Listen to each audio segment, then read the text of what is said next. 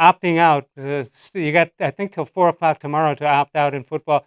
And there's some stories out there that there may be some big names ready to do just that. Yeah, well, the Andrew Billings one today wouldn't qualify probably as a big name, but I think it's an important one for this team. I mean, we know what's happened at the linebacker position. They've decided to go young. They've let Christian Kirksey go. Joe Schobert's gone to Jacksonville.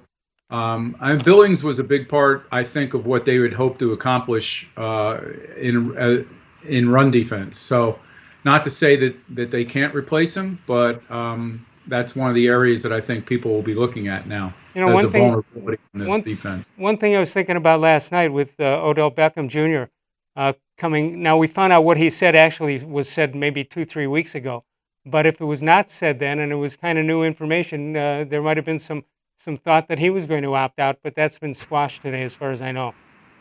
Yeah, he says he's not, and I understand him voicing concerns because what we just talked about. This is such an uncertain situation. Uh, we're asking players to go back to work. Not only players, but in some states, in some school districts, teachers, at a time when these infections are spiking and hospitalizations are up in many areas of the country.